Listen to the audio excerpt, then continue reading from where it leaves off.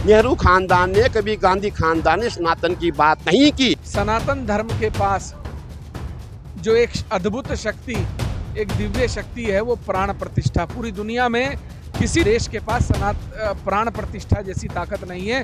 ये सिर्फ एक सनातनी के पास ही है कि वो मिट्टी से बनी हुई मूर्ति को प्राण प्रतिष्ठा करके ईश्वर का रूप दे देता है, उसमें प्राण फूंक देता है। मोदी जी आ गए तो सनातन राज्य करेगा। सनातन और आरएसएस भारत में वही राज्य करेंगे, वही उन्हीं की जो है जो नीति वही कार्य करेगी। हमारी कांग्रेस पार्टी है, वो सनातन को बिल्कुल बर्दाश्त नहीं कर पाती। अभी हमने और हमारा ये कहना है, जो सनातन पे कार्य करेगा वही भारत में राज करेगा। वो विचार पार्टी को करने हैं, पार्टी करेगी। मैं सदैव से भाजपा समर्थित रहा हूँ। जी की जीत का अर्थ है सनातन की जीत। और इसी नमस्कार, आप देख रहे हैं दैनिक रुड़की और आपको पता है अभी हम रुड़की सुनहरा स्त्री जीवन दीप आश्रम में, और आपको बता दें हर वर्ष की बात ही ईश्वर भी स्वामी यतीन्द्र स्वामी जी के द्वारा यहाँ पर जो 1100 कन्या है उनका पूजन किया जाता है। और यहाँ के जो आज मुख्य अतिथि पहुंचे हैं, अखिल भारतीय खड़ा परिषद के अध्यक्ष स्वामी रविंद्र पुरी जी महाराज यहाँ पर पहुंचे हैं, और मनसा देवी ट्रस्ट के अध्यक्ष भी हैं, और यहाँ पर और भी संत समाज के काफी लोग हैं, उनसे बात करेंगे। सबसे पहले हम बात करेंगे जो स्वामी जी हैं उनसे। और जिस काली भद्रकाली कपालिनी दुर्गा क्षमा शिवा धात्री स्वाहा स्वधा नमोस्तुते। मैं सर्वप्रथम माँ भगवती को नमन करता हूँ, प्रणाम करता हूँ। और आप देख रहे हैं आज का जो ये विशाल कार्यक्रम, जहाँ 1 2 3 4 9 नहीं 1100 कन्याओं का पूजन हो रहा है। कन्या पूजन हम क्यों करते हैं? और आपने देखा होगा, मैं समझता हूँ उत्तराखंड में मैं सबसे पहले मैं स्वयं देख रहा हूँ कि मैं पहली बार 1100 कन्या के पूजन में आ रहा हूँ। कन्या पूजन साल में 2 बार होता है, और जिसमें हम 9 कन्याओं का पूजन करते हैं। परंतु जो हमारे महाराज जी है, स्वामी जी हमारे महामंडलेश्वर है, इनका जो कार्यक्रम है, मैं समझता हूँ कि ये विश्व में पहला रिकॉर्ड है कि उत्तराखंड में जो है पूरे भारत में 1100 कन्याओं का पूजन हो रहा है। 1100 मतलब 1100। तो मैं समझता हूँ ये कोई छोटी बात नहीं है, और इतना बड़ा पूजन करना बहुत बड़ी बात है। जो कन्याओं का पूजन करता है, जो माँ की सेवा करता है, माँ का पूजन करता है, अर्चना करता है, उनको जो उसका फल अवश्य मिलता है। और मैं यही कहना चाहूँगा, महाराज श्री का जो उद्देश्य है बहुत बड़ा अच्छा उद्देश्य है। सर्वे भवन्तु सुखिनः, सर्वे सन्तु निरामयाः, सर्वे भद्राणि पश्यन्तु मा कश्चित् दुःखभाग् भवेत्। ये चाहते हैं कि पूरे जो हमारे भारत में, हमारे विश्व में जो है शांति बनी रहे, और आने वाले चुनाव में हमारे जो मोदी जी है उनकी जीत हो, ताकि मोदी जी की जीत का अर्थ है सनातन की जीत। और इसी रखा हुआ है। गुरुजी हम देख पा रहे हैं सनातन धर्म को लेकर बहुत ही देश में अब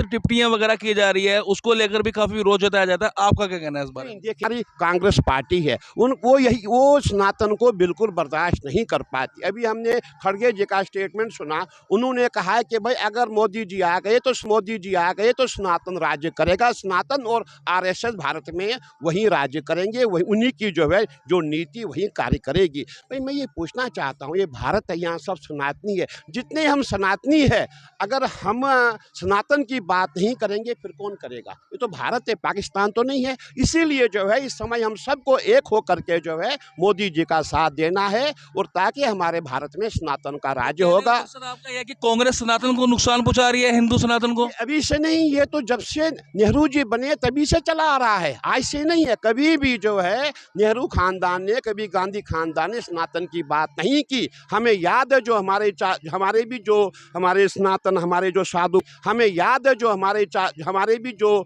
सनातन, हमारे जो साधु परंपरा में हमारे भी चाचा गुरु, दादा गुरु होते थे। हमने उनके मुख से सुना है कि इंदिरा जी ने जो है, जब उस समय हमारे जो गौ हत्या हुई थी, उस समय दिल्ली में कहीं संतों का वध हुआ था, कहीं संतों को मार दिया गया था। इसीलिए जो है जितने भी संत है, जितने भी हिंदू है, वो सब कांग्रेस से इसीलिए दूरी बना रहे हैं। और मोदी जी एक ऐसे व्यक्ति है, मैं आपको ये कहना चाहूँगा, जब 2002 में मोदी जी गुजरात के सीएम थे, उस समय उन्होंने 51 शक्तिपीठ गुजरात में बनाए थे। आज तक किसी मुख्यमंत्री ने शक्तिपीठ नहीं बनाए।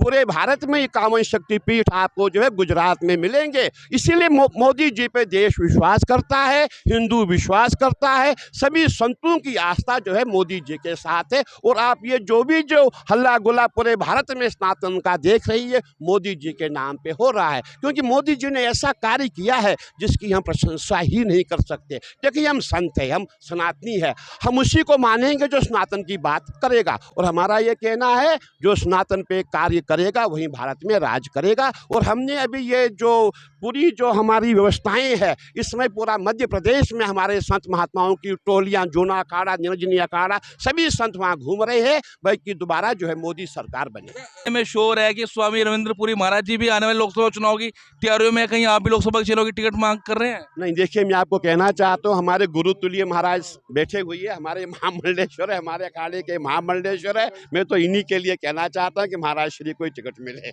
मैं इनका सपोर्टर हूँ, मैं इनको सपोर्ट कर। कार्यक्रम आयोजित किया जा रहा है जो गैरों कन्या पूजन यहाँ पर रखी गई है उसको लेकर, और स्वामी जी ने जिस तरह बताया कि भाई 2024 का जो चुनाव है आप लड़े, आपके लिए संत समाज टिकट की मांग कर रहे हैं।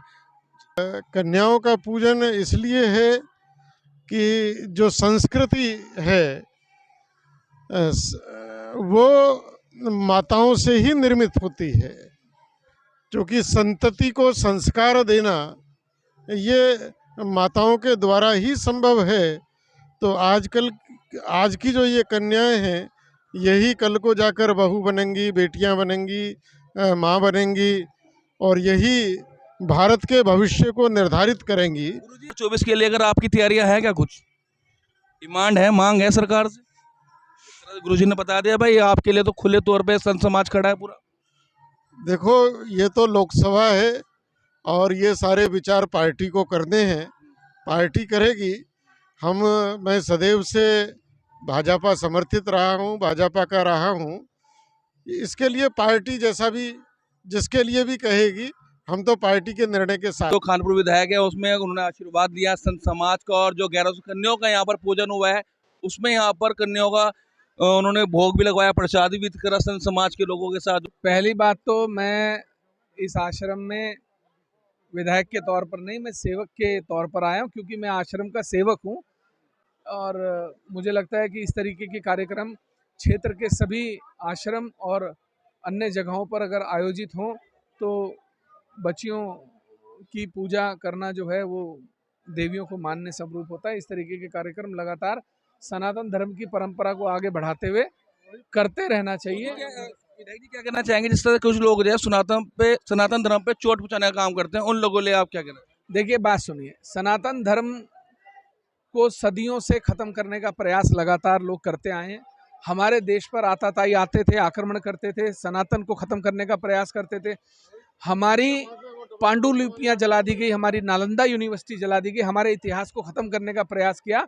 लेकिन सनातन धर्म को जब तक खत्म नहीं किया जा सकता, जब तक हमारे पूजनीय महामंडलेश्वर, हमारे महाराज श्री, हमारे रविंद्रपुरी जी, हमारे प्रबोधानंद जी, हमारे तीर्थनाथ जी, इस तरीके के जो लोग संत हैं जो इस सनातन की परंपरा को लगातार आगे बढ़ा रहे हैं और इसके स्वरूप को, इसके आकार को भी बढ़ा रहे हैं, तो ये ख़त्म नहीं की जा सकती।